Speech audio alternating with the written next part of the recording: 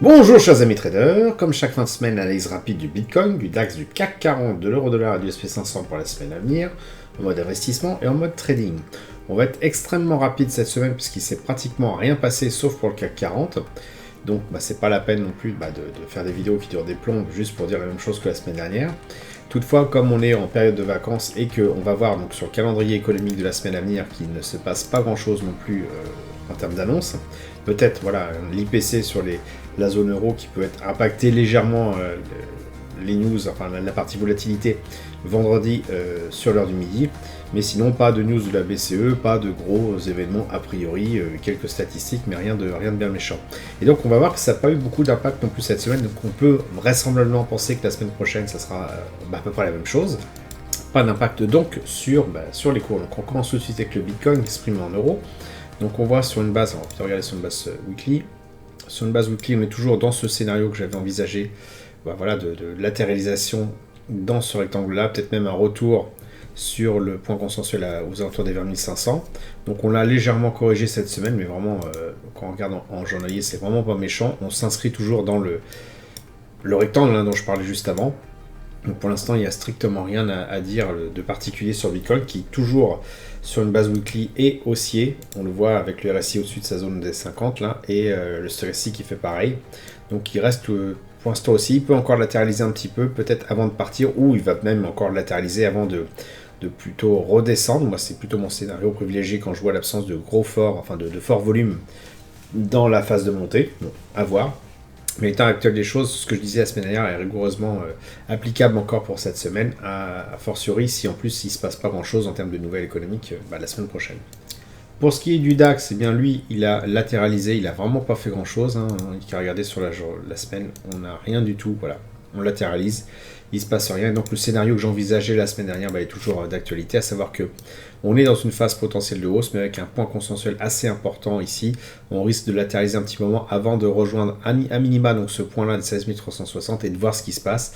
Donc je ne pense pas qu'on verra grand-chose la semaine prochaine, sauf événement majeur. Le CAC 40, alors lui c'est le seul qui me fait mentir, puisque moi j'envisageais plutôt un retour voilà, sur les 6550 points. Il a continué, il a atteint le creux de volume par prix à 7400 et il l'a dépassé, donc finalement il est extrêmement haussier ce CAC 40. On le voit avec un RSI au-dessus des 50, stochastique pareil sur une base weekly. Et puis si on s'amuse à regarder en mensuel même, on voit que il est effectivement aussi mêmes indicateurs, mêmes conséquences. RSI et stochastique au-dessus des 50, donc tout ceci est très haussier. Est-ce qu'il rattrape quelque chose que les autres indices ont depuis longtemps récupéré? Peut-être, c'est tout à fait possible. On a aussi pas mal de résultats qui sont relativement pas mauvais du tout. Donc voilà, pour l'instant ça monte. Et donc quand ça monte, il n'y a pas à chercher plus que ça. On accompagne le prix, même si moi je envisageais plutôt qu'il stagne avant de repartir. Et bien pour l'instant il monte, donc il suffit d'accompagner le prix. Vous pouvez utiliser la stratégie d'Ergalt, typiquement en journalier, ou même descendre un peu plus bas dans une unité de temps, par exemple en horaire, où on va peut-être trouver des points d'entrée plus simples, parce que voilà, quand ça monte, il faut quand même des petites pauses. Ici, on avait un bon point d'entrée. Et puis certainement que là, on en a un dès maintenant, tout à fait possible. À voir comment ça se passe le début de la semaine prochaine. Maintenant, on voit que les volumes, notamment, alors peut-être pas en une heure, mais en weekly, on voit que les volumes ont relativement baissé. Donc, il ne faut pas non plus considérer qu'on va grimper jusqu'à 10 000 points. Voilà, faut profiter du mouvement, mais sans plus. L'euro-dollar, quant à lui, il stagne, il n'a pas fait grand-chose par rapport à la semaine dernière, il est exactement au même niveau que la semaine dernière. J'envisage toujours mon scénario que j'envisageais déjà la semaine dernière, à savoir un retour sur les 1,1090, avant de voir si on continue ou si on rebondit vers les 1,06. Mais en l'état actuel de choses, voilà, on envisage plutôt cet objectif la semaine prochaine, 1,19.